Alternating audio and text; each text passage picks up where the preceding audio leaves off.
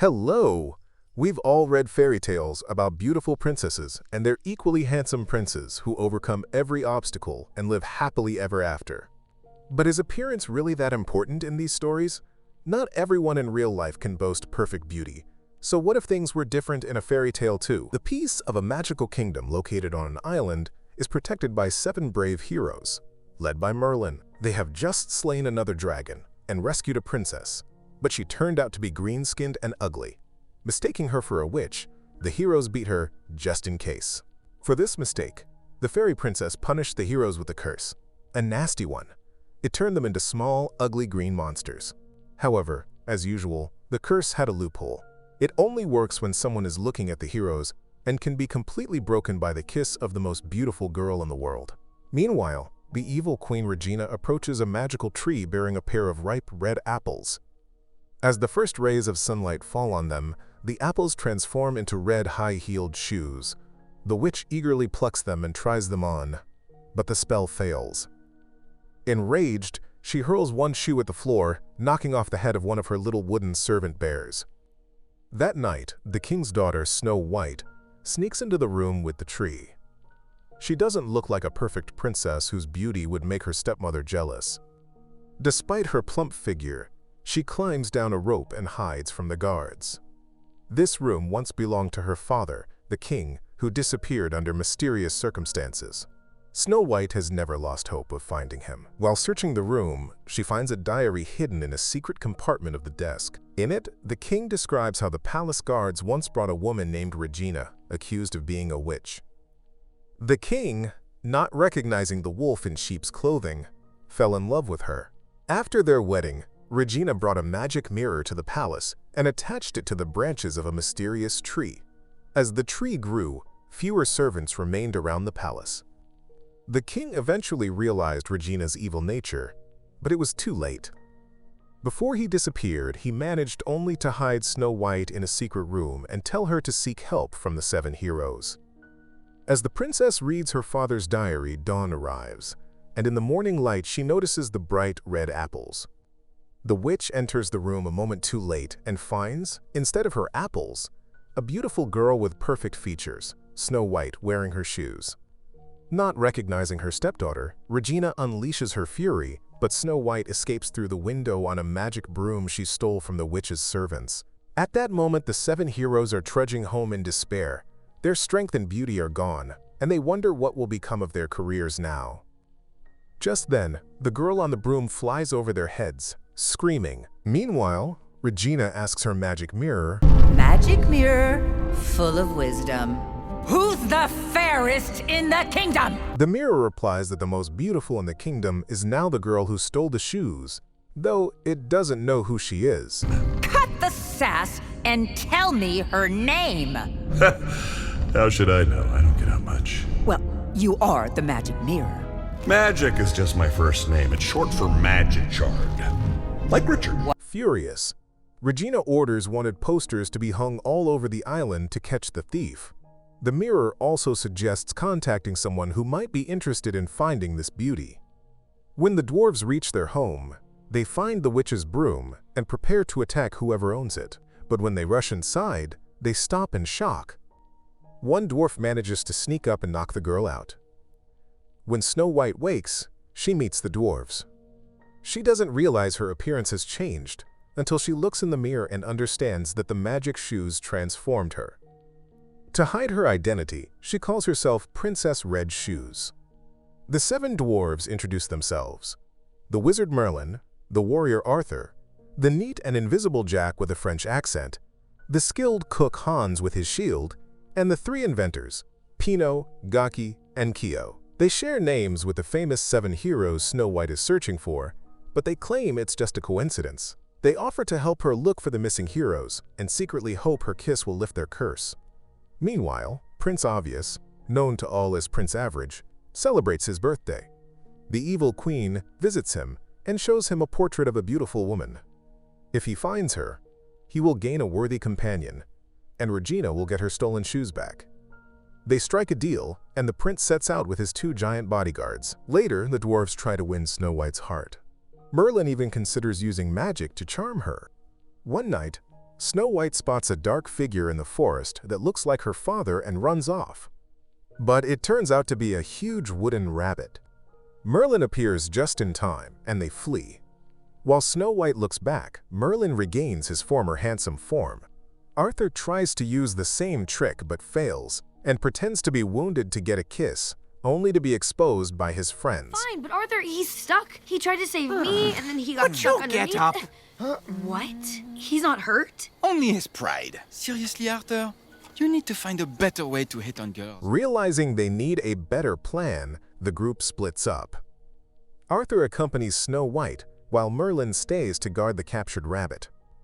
Arthur proudly shows her Excalibur, stuck in a stone, but when Snow White innocently pulls it out with ease, he's stunned. Embarrassed, she puts it back. They head to the city together. There, Snow White attracts attention everywhere she goes. The prince's bodyguards recognize her and give chase, but she removes her shoes in time to escape. Merlin arrives riding the rabbit, which irritates Arthur. When guards mock Snow White for her plain looks and steal one of her shoes, the dwarves fail to recognize her. Merlin, however, steps in to save her, not expecting any reward. Once she puts her shoes back on, she flees on the rabbit with Merlin and the others. She admits they're after her for the shoes, but hides that she stole them. Merlin later creates a huge field sign to get attention, which draws not only the prince's guards but also Regina's wooden soldiers. The group is ambushed. Arthur and Merlin are captured. Prince Average demands Snow White as his bride, but she refuses. A battle erupts. The heroes fight bravely but are outnumbered. Just when things seem lost, the inventors arrive with their machines. The prince retaliates with cannon fire, destroying the dwarves' castle. Merlin cleverly provokes the enemy, causing the castle to collapse on the prince's army. That night, Merlin and Snow White hide in a barn. She tells him she doesn't care about appearances, while he's still obsessed with beauty. Despite this, they begin to bond. She tries to remove her shoes to show her true self, but they won't come off. Regina soon appears, furious. She curses Prince Average and his bodyguards, turning them into huge wooden monsters. Later, the dwarves rebuild their home and use a machine to print leaflets with the king's face. To distribute them, they fly over the island on a broom, but crash into a tree. As they recover, Snow White hints that she won't be beautiful without her shoes. Merlin reassures her that he understands what it's like to look different from how you feel inside. Believing they share the same pain, they share their first real kiss. But the spell doesn't break. Before they can react, a wooden monster attacks. They flee into a canyon, but the enemies close in. Merlin tells Snow White to turn away so his powers can return, then destroys the bridge, sending the monsters and himself into the river. Snow White dives in after him and finds him trapped under a stone. She removes her shoes easily at last and frees him, at the cost of losing her enchanted beauty forever. She drags Merlin to the shore, where one of the queen's huge hares and her wooden cubs are already waiting for them. Through their eyes, the magic mirror and the stepmother finally discover who has been hiding behind the magic shoes all this time. Furious, the witch sets out to take revenge. That evening by the fire, Merlin finally sees Snow White without any spell disguises. She tells him the whole truth. The boy asks, "Why didn't you just return the shoes?" Snow White replies, "If I'd given up their magic, you wouldn't have helped me find my father, would you?" She's right to doubt. If she weren't so beautiful, people would treat her very differently. As Snow White looks away, Merlin quietly leaves. Heartbroken, the princess puts her shoes back on, for no one seems to need her without them. Sad and lonely, she remembers how there once was a spark between her and the boy. Merlin, too, is upset. He recalls how Snow White had tried to take off her shoes earlier in the barn, and he finally realizes that she had fallen in love with him back when he still saw himself as an ugly, unworthy dwarf. Soon after, Merlin returns, or so it seems. "Snow White, take off your shoes," he says, offering her a red apple. But this is no longer Merlin, it's Regina in disguise. The real Merlin, who has just changed his mind and come back, appears and exposes her trick. The witch seizes Snow White and teleports them both to her castle. Merlin gives chase on the hare, while the wooden cubs fly off to gather the others for help. The heroes arm themselves, ready for battle, but Arthur still struggles with the sword stuck in the stone. "Please end this," he groans. Merlin is the first to reach the villain's lair. The hair leads him to a secret entrance, but he fails to sneak in unnoticed. Regina threatens to kill Snow White if he moves closer. To save Merlin, Snow White takes a bite of the red apple and begins to transform into an apple tree. The mirror interrogates Merlin and reveals how the magic shoes really work. Once you get what you desire from them, your connection becomes unbreakable. Yet Snow White somehow managed to remove them, proof that her love for Merlin was stronger than her wish for beauty. The villains cannot understand the magic of love. To them, everything is just manipulation and deceit. The mirror also warns that once the bell rings 3 times, the apple tree will bloom, wither, and die. Merlin breaks free with a spell and rushes to save Snow White, but he can't do it alone. Just in time, his friends arrive, Arthur now wielding Excalibur at last. The dwarves fight bravely, cutting through evil vines and monstrous plants to reach the princess. At the very last moment, as the bell rings for the 3rd time, Merlin catches the queen and sacrifices himself, dragging her into the abyss. He unleashes all his spells at once. A massive explosion shatters the castle, and the queen's dark charms vanish instantly. The truth is revealed.